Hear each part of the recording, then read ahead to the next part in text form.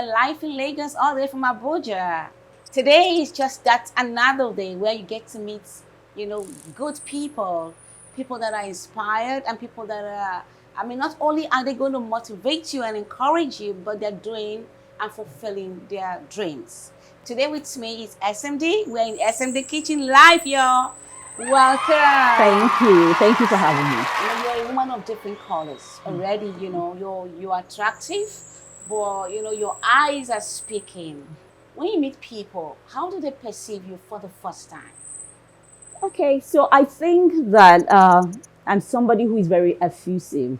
So when I meet, especially females, when I meet people, I talk a lot with my hand, my eyes smile, and I'm a hugger. So it's always, oh, she has this pleasant attitude towards things. And, because I'm a business person, I have to have good personal relationships. So I think that's an advantage. And for men too, well, I don't know what they think about me. But for females, it's just, oh, she's so effusive. Oh, she's so warm. I think that's the vibe I give. Talking about men, we have a question for that. We'll be right back. Catch up on our weekly programs on the Kaine Kranda show, from pillow talk to talk shows and kitchen sessions. The streets are not left out, as we also engage via our street hangouts and student dialogue. Entertainment at its peak with music star and sports review with a host of other exciting programs. Tune into our YouTube channel and other social media channels at the Kaine Kranda show to stay engaged all day long. Talking about men, it's interesting to know, because I'm sure it's curiosity. How did your husband find you? Well, I wasn't wearing the face veil when I got married. And we were matchmade. Well, we went to the same kind of gatherings and somebody introduced us to one another. I knew even before marriage that I wanted to wear the face veil. I just ensured that we're on the same page. So I asked him, like, I was interested in the face veil. Oh, I hope you're not one of the men who would force their wives to wear the face veil. I was like, no. If you want to wear it, it's fine by me. If you don't want to wear it, it's fine by me. But I wanted to wear it. So yeah, we met that way. We didn't court for long and then we got married. Wow. Because so many women today are looking for spouses, looking for husband. And some of some women are naked on the streets and the men are not coming. What would be your advice to women that are saying, like, where is the man? I've been here, I'm looking. Is it good for the women to be looking for the man? Or well, I don't think there's anything wrong for a woman to see a man she likes and talk to him. She might not go directly to him.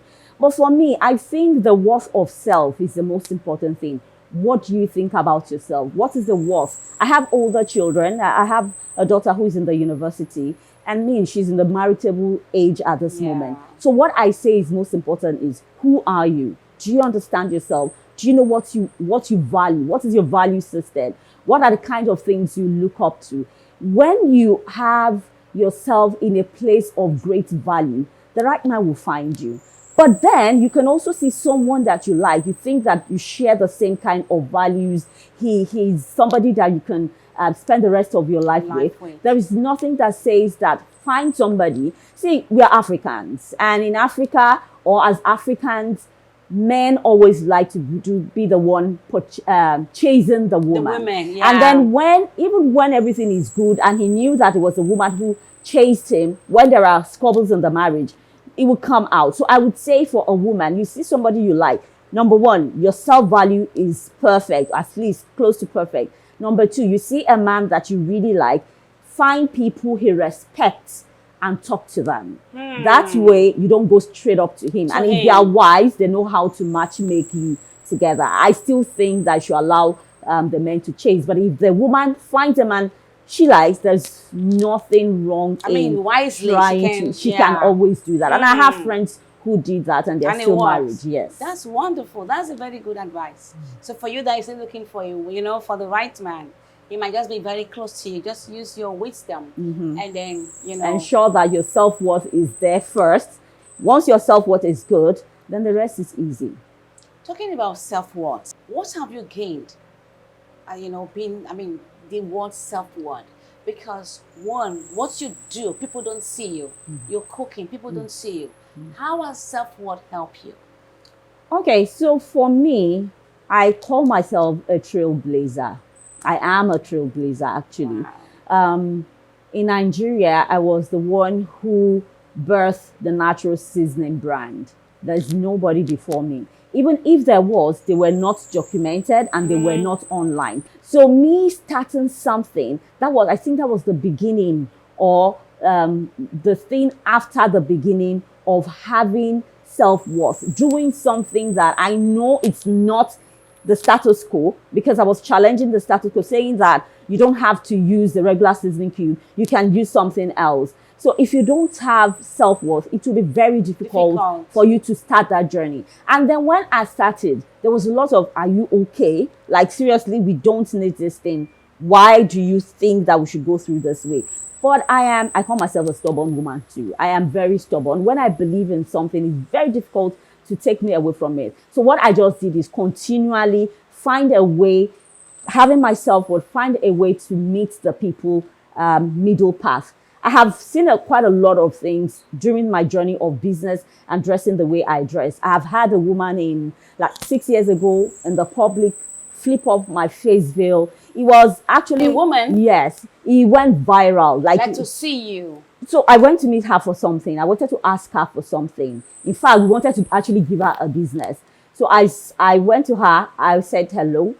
And the next thing, we were in public, was a fair, a fair exhibition. The next thing she did was just lifted up my face veil in public and said, I don't talk to people I don't see. I mean, that was horrible. It was just like somebody pulling down your pants, you know. So I felt really bad. But because of the self-worth, she probably felt there's people they call Eleha Badon.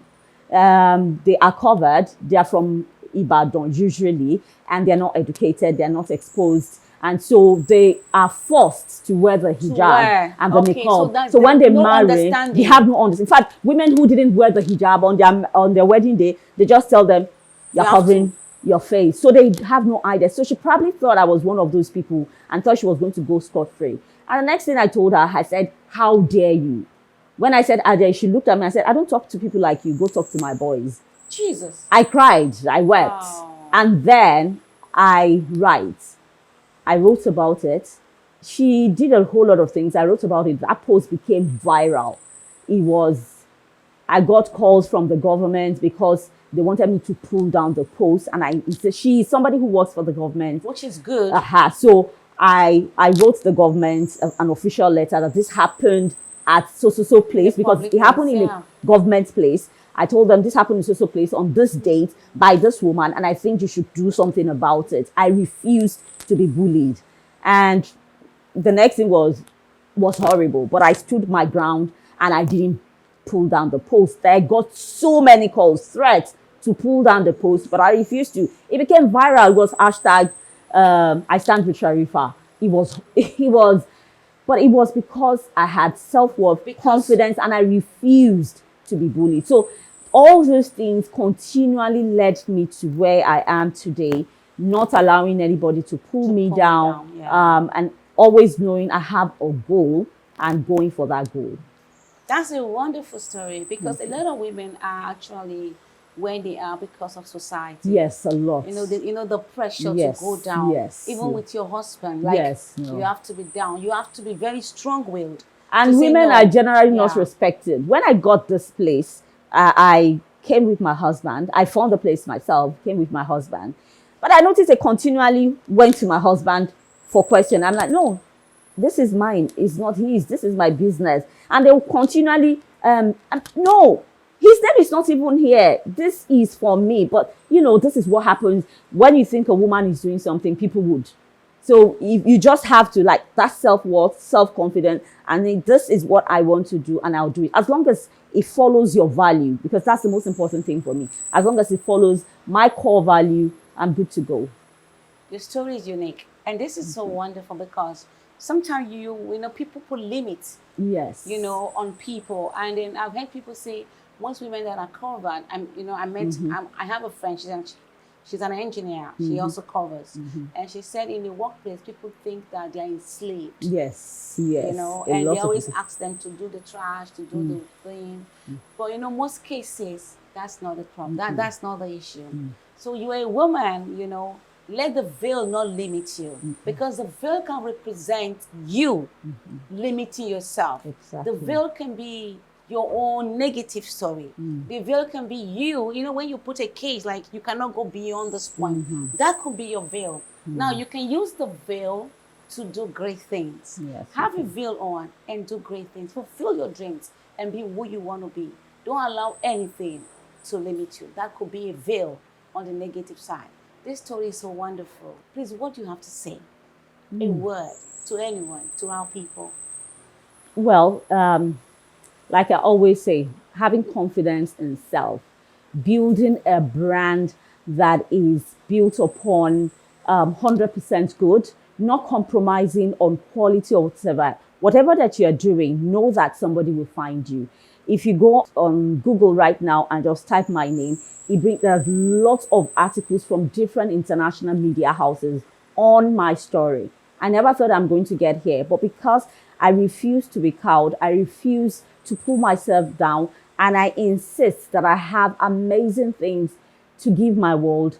My promise to myself is changing lives a meal at a time. And you can do that wherever you are, whoever you are. You wear the face veil, the hijab, you don't even wear it at home. Another great thing is that working from home is not limiting to your success. I started from home and I grew my business to what I am. I always challenge women. It is an amazing thing to want to stay home with your children, but know that your dreams can also happen. You can build it working from your homes. Thank you so much. This is wonderful. I hope you got inspired, and I hope the story changes you wherever you are. Till you come your way again. This is the Kaine Kranda Show. Keep subscribing and follow. Till we come your way again. Bye for now.